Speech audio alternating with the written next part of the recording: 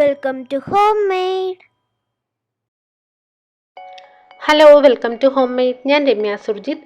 ഇന്ന് നമുക്ക് നല്ല ടേസ്റ്റി ആയിട്ട് നല്ല ക്രിസ്പി ആയിട്ടുള്ള നത്തോലി ഫ്രൈ എങ്ങനെയാണ് ഉണ്ടാക്കുന്നതെന്ന് നോക്കാം. നത്തോലി അല്ലെങ്കിൽ കൊഴുവ എന്നൊക്കെ ഇവിടെ പറയാറുണ്ട്. എല്ലാവരുടെയും നാട്ടിലെങ്ങനെയാണ് പറയുന്നതെന്ന് എനിക്കറിയില്ല. അപ്പോൾ ചെറിയ മീനാണ്, പക്ഷെ നല്ല ടേസ്റ്റാണ്. അത് നല്ല ക്രിസ്പി ആയിട്ട് എങ്ങനെ വറുത്തെടുക്കാം നോക്കാം. അതുപോലെ തന്നെ അത് ക്രിസ്പി ആയിട്ട് കുറച്ച് നേരം സൂക്ഷിക്കാനുള്ള ഒരു ടെക്നിക്കും കൂടെ ഞാൻ ഇതിൻ്റെ അവസാനം പറയുന്നുണ്ട്. അപ്പോൾ എല്ലാവരും വീഡിയോ ഒന്ന് കണ്ടു നോക്കുക. ഇഷ്ടപ്പെട്ടാൽ ലൈക്ക് ചെയ്യുക. അതുപോലെ തന്നെ എൻ്റെ ചാനൽ ആദ്യമായിട്ടാണ് കാണുന്നതെങ്കിൽ സബ്സ്ക്രൈബ് ചെയ്യാൻ മറക്കരുത്. അതുപോലെ തന്നെ തൊട്ടടുത്തുള്ള ബെൽ ബട്ടൺ കൂടെ ക്ലിക്ക് ചെയ്യുക. എന്നാൽ മാത്രമേ ഞാനിടുന്ന വീഡിയോസിൻ്റെ നോട്ടിഫിക്കേഷൻ നിങ്ങൾക്ക് കൃത്യമായിട്ട് കിട്ടുകയുള്ളൂ. അപ്പോൾ നമുക്ക് എങ്ങനെ ഈ ക്രിസ്പി ആയിട്ടുള്ള നത്തോലി ഫ്രൈ എങ്ങനെ ഉണ്ടാക്കുന്നതെന്ന് നോക്കിയിട്ട് വരാം.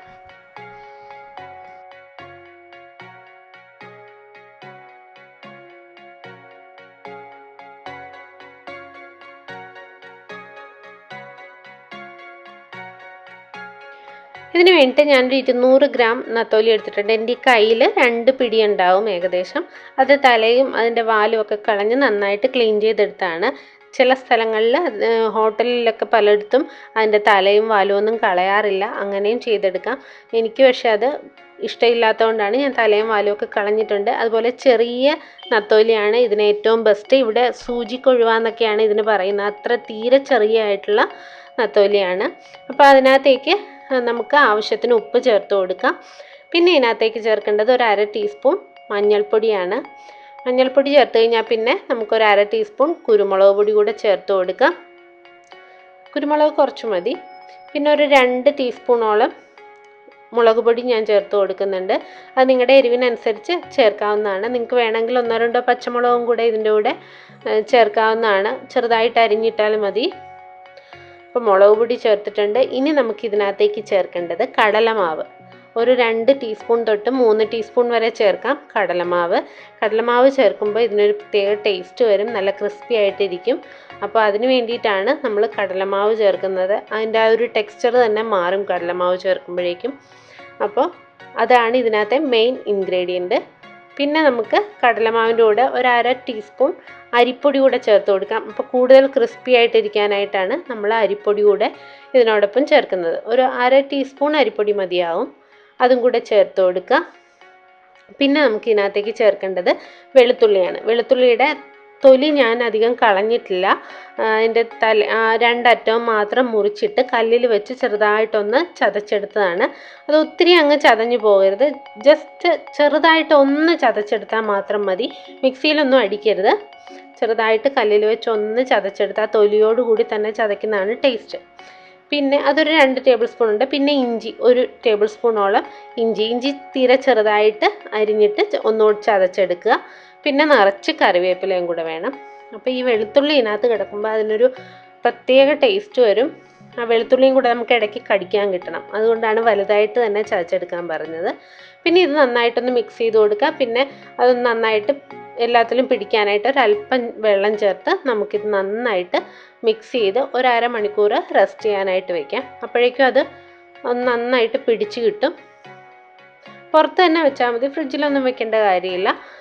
നന്നായിട്ട് മിക്സ് ചെയ്തൊരു 1/2 മണിക്കൂറിനടുത്ത്, 1/4 മണിക്കൂർ തൊട്ട് 1/2 മണിക്കൂർ വരെ നമുക്കൊന്ന് വെച്ചേക്കാം. അതിനുശേഷം നമുക്കിത് വറുത്തെടുക്കാവുന്നതാണ്. ഞാൻ എണ്ണ ചൂടാക്കാൻ വെച്ചിട്ടുണ്ട്. നമ്മളിതിൽ വറുത്ത് കോരിയെടുക്കുക ചെയ്യുന്നത്. അതുകൊണ്ടാണ് കൂടുതൽ എണ്ണയിൽ വറുത്ത് കോരിയെടുക്കാവുന്നതാണ്. അപ്പോഴാണ് നല്ല ക്രിസ്പി ആയിട്ട് ഇരിക്കുന്നത്. അപ്പോൾ വെളിച്ചെണ്ണ തന്നെ വേണം, അതാണ് ടേസ്റ്റ്. അപ്പോൾ വെളിച്ചെണ്ണ നന്നായി ചൂടാകുമ്പോഴേക്കും നമ്മൾ പുരട്ടി വെച്ചിരിക്കുന്ന നത്തോലി ഇതിനകത്തേക്ക് ഇട്ട് കൊടുക്കുക. അതിങ്ങനെ ഒന്ന് വിരൽ കൊണ്ടൊന്ന് അടർത്തി ഇട്ട് കൊടുക്കുക. അപ്പോൾ അധികം തമ്മിൽ ഒട്ടിപ്പിടിക്കാതെ നമുക്ക് കിട്ടണമെങ്കിൽ ചെറുതായിട്ടൊന്ന് വിരൽ കൊണ്ടൊന്ന് സെപ്പറേറ്റ് ചെയ്ത് ഇടാനായിട്ട് ശ്രദ്ധിക്കുക.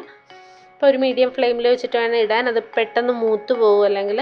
അപ്പോൾ മീഡിയം തൊട്ട് ലോ ഫ്ലെയിം തൊട്ട് മീഡിയം വരെ മാറ്റി മാറ്റി വെച്ച് കൊടുത്ത് നമുക്കിതൊന്ന് വറുത്തെടുക്കാം. ഒത്തിരി ഹൈ ഫ്ലെയിമിൽ വെക്കരുത്, തീരെ കുറഞ്ഞ തീയിലും വെക്കാൻ പാടില്ല. ഒരു മീഡിയം ചൂടിൽ വെച്ച് വേണം നമുക്കിത് വറുത്തെടുക്കാനായിട്ട്. അപ്പോൾ ഇത് ആദ്യം ഞാനിത് 2 ബാച്ചായിട്ടാണ് വറുത്തെടുക്കുന്നത്. 2-3 ബാച്ചായിട്ട് വറുത്തെടുക്കാം. അപ്പോൾ ഇത് ഒന്ന് ചെറുതായിട്ട് മൂത്ത് വരുമ്പോഴേ പിന്നെ നമ്മളിതൊന്ന് മറിച്ചൊക്കെ ഇടാവുള്ളൂ. അല്ലാതെ ആദ്യം തന്നെ ഇട്ടുടനെ കുത്തി ഇളക്കരുത്. അപ്പോൾ അതിൻ്റെ ആ മാവെല്ലാം അതിൽ നിന്ന് വിട്ടു പോരും, മസാലയെല്ലാം. അപ്പോൾ ചെറുതായിട്ടൊന്ന് മൊരിഞ്ഞ് തുടങ്ങുമ്പോഴേക്കും നമുക്കിത് ഒന്ന് മറിച്ചൊക്കെ ഇട്ട് കൊടുക്കാം. അങ്ങനെ നമുക്ക് വറുത്ത് കോരിയെടുക്കാം.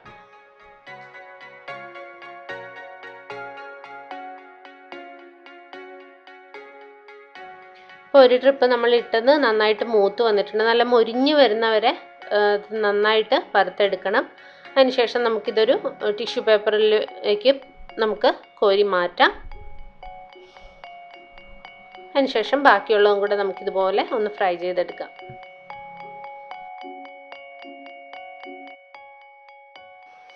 എനിക്കിതിൽ ഏറ്റവും ടേസ്റ്റ് ആ കറിവേപ്പിലയും അതുപോലെ വലുതായിട്ട് നമ്മൾ തൊലിയോടുകൂടി തന്നെ ചതച്ചിട്ടിരിക്കുന്ന ഒരു വെളുത്തുള്ളി ഉണ്ടല്ലോ, ഇത് രണ്ടും കൂടെ ചേർത്ത് ആ മീൻ കഴിക്കുമ്പോഴാണ് ഏറ്റവും ടേസ്റ്റ്. നത്തോലിക്ക് ഏറ്റവും ടേസ്റ്റ് കൊടുക്കുന്ന സാധനങ്ങളാണത്. വെളുത്തുള്ളി മാക്സിമം ഇടാവുന്നത്ര ഇടുക. നല്ല ടേസ്റ്റാണ്. അതുപോലെ കറിവേപ്പില അതിനകത്ത് കിടന്ന് മുരിഞ്ഞു വരണം. അപ്പോൾ നല്ല ടേസ്റ്റാണ് കഴിക്കാനായിട്ട്. അപ്പോൾ നമുക്ക് ബാക്കിയുള്ളതും കൂടെ വറുത്തെടുക്കാം. ഇപ്പോൾ ഇതെല്ലാം നന്നായിട്ട് മൂത്ത് വന്നിട്ടുണ്ട്. ഇത് നമുക്ക് ഒരു ടിഷ്യൂ പേപ്പറിലേക്ക് മാറ്റാം. അതിനുശേഷം അതിൻ്റെ കൂടുതലായിട്ടുള്ള എണ്ണയെല്ലാം പോയി കഴിഞ്ഞതിന് ശേഷം നമുക്കത് ഒരു പാത്രത്തിലേക്ക് മാറ്റാം. ചൂടോടെ തന്നെ കഴിക്കുക. അപ്പോൾ നല്ല ടേസ്റ്റാണ്. ചൂടോടെ ഇത് കഴിക്കുമ്പോഴേക്കും നല്ല ക്രിസ്പി ആയിട്ടിരിക്കും.